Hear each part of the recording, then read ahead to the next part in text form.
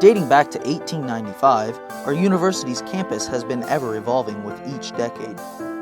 From the early 1900s and on into the new millennium, our campus has constantly been improving and innovating.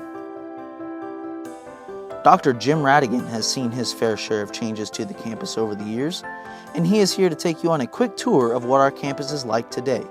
Dr. Rhatigan, take it away. Morning, I'm Jim Rhatigan. I was your Dean of Students back then, and here I am today. Let's start by indicating where I am. I'm on the site of Fairmount College, just at the north end.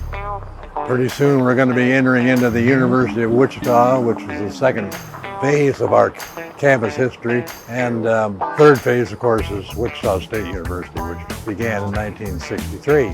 Over in this direction, you'll see Wilner Auditorium, which was built in 1938, which is still standing tall. And then on my right is Henry Gymnasium, which is also still here after many, many years.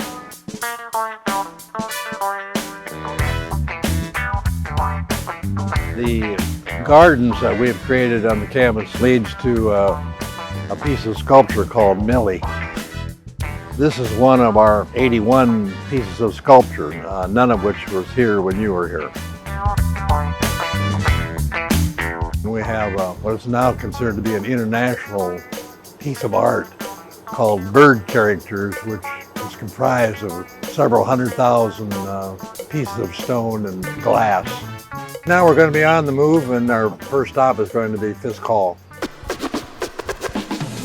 All right, now we're at the entrance, really, of the University of Wichita, which was here when you came here. But behind me, I should mention, is our first piece of campus sculpture, which we got in 1972. Chaim Gross was the sculptor, and the piece is called The Happy Mother. At one time it was in front of the library, but today, because of its size, it's tucked in between Fisk Hall and McKinley and the art department.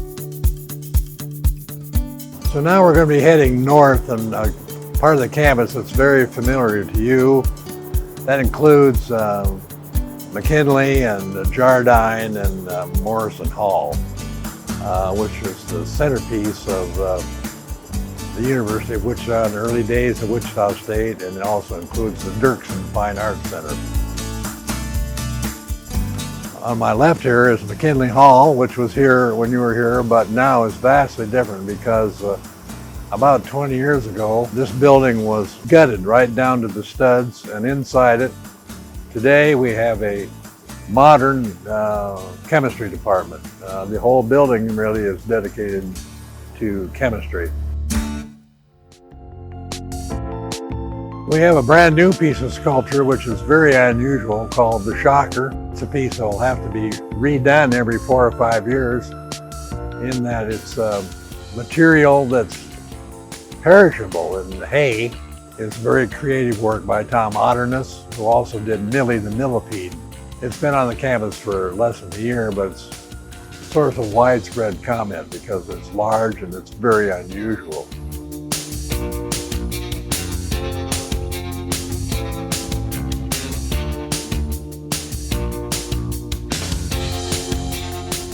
So behind me is Dirksen Fine Arts Center. It was here when you were here, but it's been totally remodeled and just a few years ago, so it's in excellent condition and is still a very heavily used building.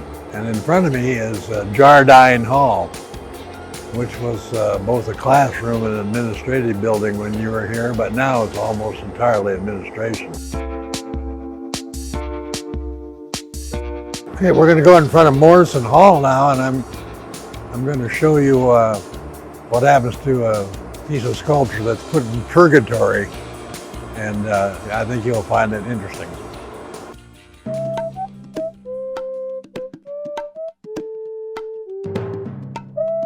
Well, we're at one end of Wiedemann Hall now, which was not here when you came here, but which is the site of a piece of sculpture called Accord Final. Our principal donor didn't think it was respectful of the building, and so it's back here in purgatory at the back of the building, but it's a very unique pop art piece of sculpture, which is directly behind me.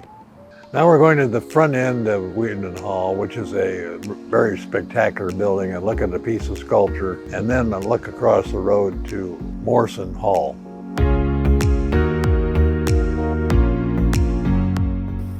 Well, now behind me is Morrison Hall, which at one time was a library, but was converted to an administrative building in the middle 1960s. And then over my right shoulder here, I'm looking at Shocker Hall, which was a parking lot when you were here.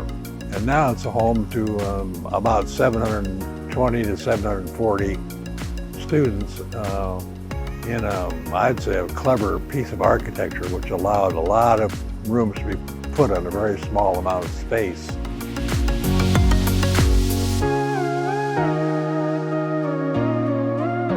Of the 81 pieces of sculpture, here are two that are very, very popular.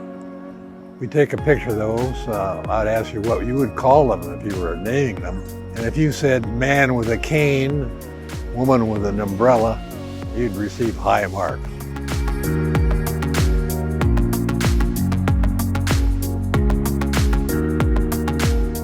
The love sculpture right behind me is a piece by Robert Indiana, which is a pop art bit of sculpture that we have. Got it in the 1970s, and it is part of the 81 piece collection we had now that started with the Happy Mother and ends with a piece called Twister Grande. Well, it's really been a pleasure taking you on this little virtual campus tour. I hope you enjoyed it. You've seen new campus sculptures to old campus buildings. You've seen Millie the Millipede to Old Morrison Hall. We hope you've enjoyed this tour and look forward to seeing you in the very near future. Stay safe and go Shockers!